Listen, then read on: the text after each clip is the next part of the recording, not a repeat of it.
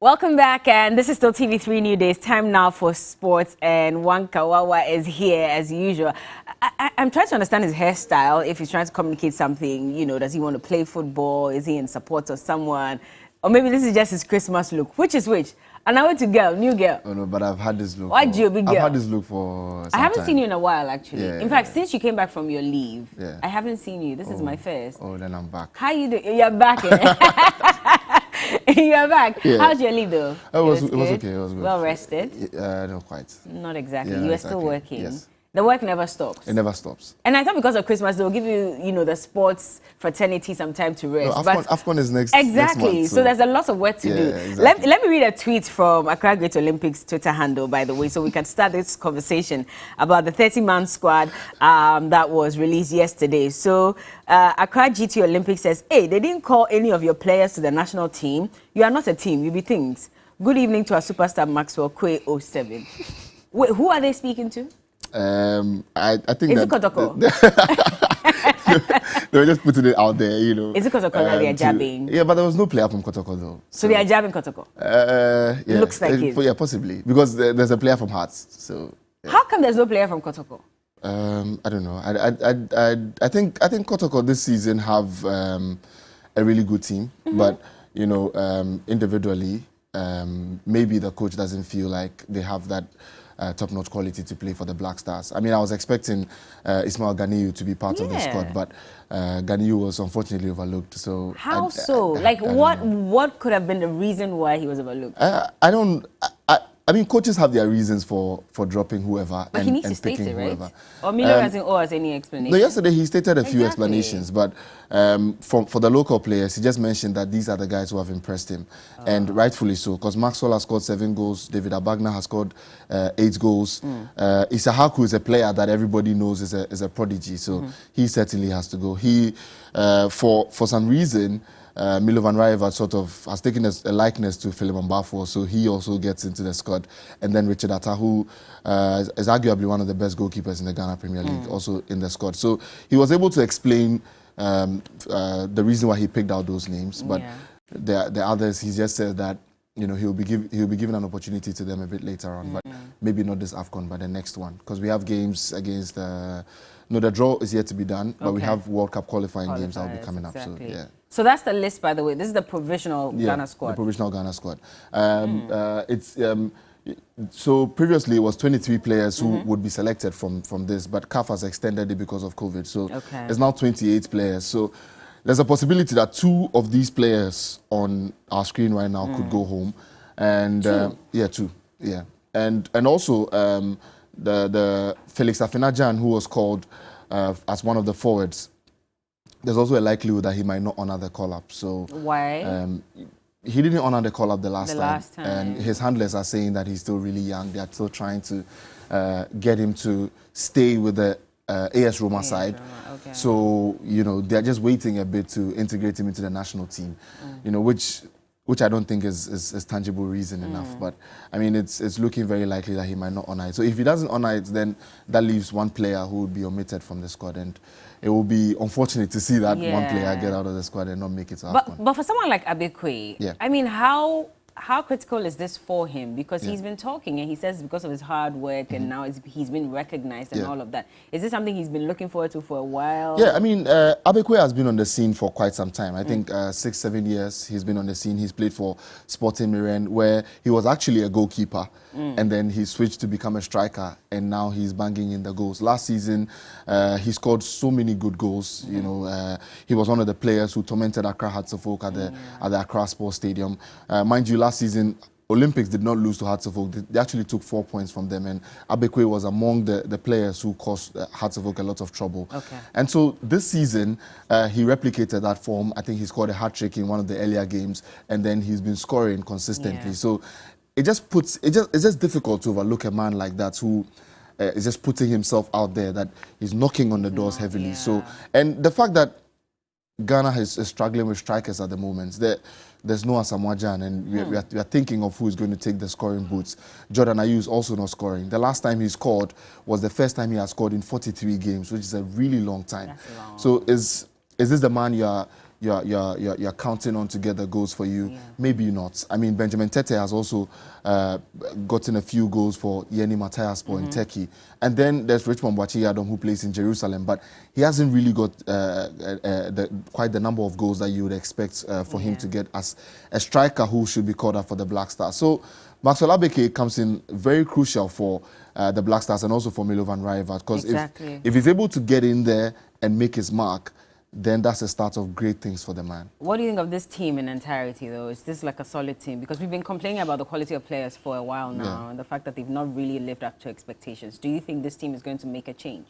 I think this is what we have. I mean, you know, people are going to. This is deep. Yeah, people are going to make people are going to make a lot of recommendations. They're going to ask why players so and players so are not in there. Make it. But if you do a comparative analysis of the players that we've omitted and the ones who have been called up, I don't think there's too much of a difference between the players who have been omitted. I mean, yesterday I was hearing why Joseph Edu was omitted. But if you compare Joseph Edu to the defenders who were called up, the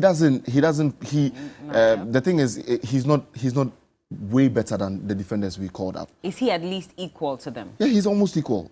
Almost, so he's not exactly equal. He's almost equal, which is a you know, the thing is, when it comes to call-ups, I always say that the coaches know why they choose someone. And if Coach A thinks that he can use this guy and Coach B doesn't think he can use that guy, then you can't really tell why he didn't pick this guy or he didn't pick that guy. So that's what I'm really saying. This is what we have. Trust me, Bella. This is our best. This is our best. Thomas Partey is there. There's Mubarak Wakasu. The Ayew brothers are there.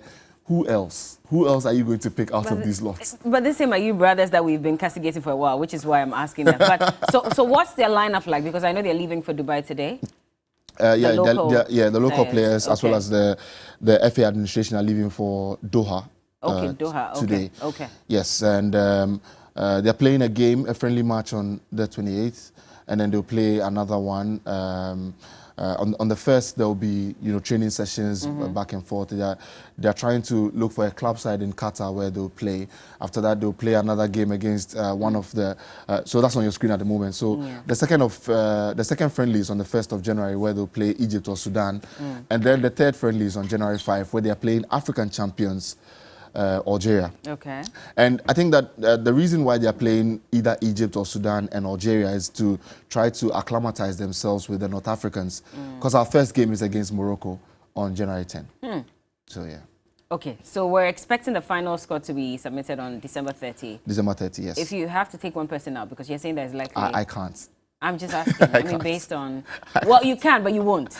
More like it. No, I can't. You won't? No, I can't. Usro Bibi. And is true, but I just can't. Usro Bibi. No, okay, well, let's see how it goes. We'll be waiting, with bated breath to find out who doesn't make it and who actually makes it. And so, well, Milo, you have to work some magic for us this time around. But let's talk about the Carabao Cup and how that is going. There's some guy in there that should have been on the squad, but... I mean, we are still trying to get him, and he's not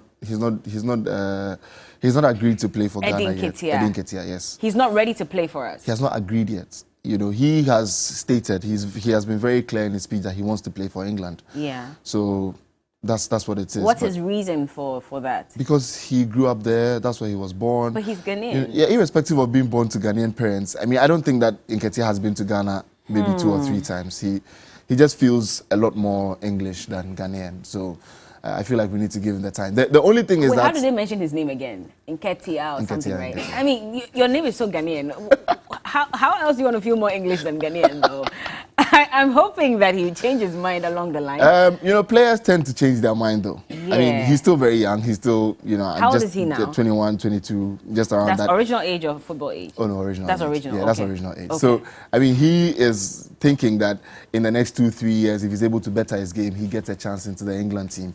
But I strongly doubt that he will get a chance into the England team. So, maybe when he gets to 24, 25, he'll start thinking of Ghana. But that's the thing. So why do we have to wait for them to now start aging before we welcome them in, when there are younger people who could probably do a better job?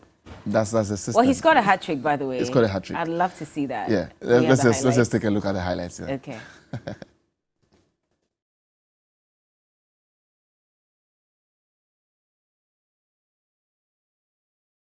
Injecting some pace and quality. Pepe to Suarez, back to Pepe. That's a brilliant goal from Arsenal. Precision, power, clever through ball. That's a beautifully taken goal. Double checking. Sunderland were in. I have to say it's an excellent pass to find Broadhead. Here's Tavares. Great finish. All-important third goal early in the second half, and it's another strike for Eddie Nketiah. A fantastic through ball from Erdegaard. Out to Pepe. Skins his man quite brilliantly. Oh, that is a sensational Arsenal goal. What a counter-attack. Quite simply sublime. What a way to mark your hat-trick. As he so often does, Eddie Nketiah on hand from close range.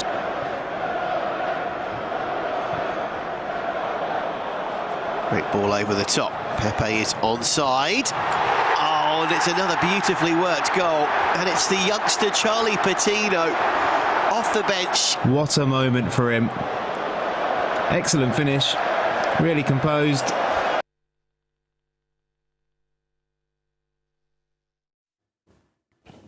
Right, so Arsenal, they're 5-1. It puts them into the semi-final of the Carabao Cup. But today, there are games, though. Chelsea take on Brentford, Liverpool take on Leicester, and then Tottenham take on West Ham United. All EFL Cup games, qualification to the semi-final, so that's it.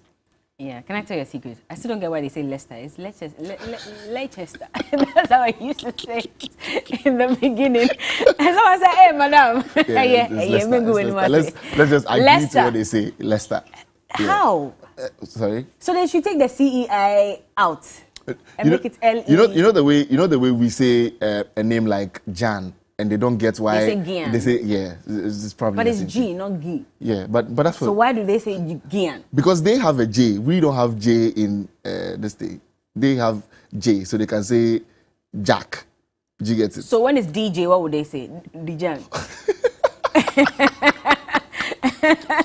On that note, thank you so much. Thank you. By the way, for joining us this morning with the latest in the world of sports, and we'll be coming away with a lot more of that later this week. And so Kawawa has been, I guess, Yao Fosulabi, by the way. So you can call him whichever one you like, depending on which side you fall on. If you're like one of his chicks, you can say one Kawawa or Yao Fosulabi. Thank you. Thank you.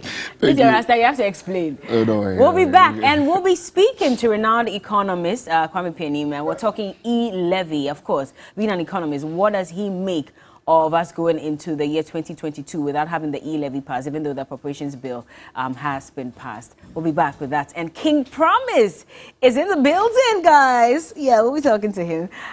No, I don't have a crush on him, but I love him anyway. We'll be back with a lot more.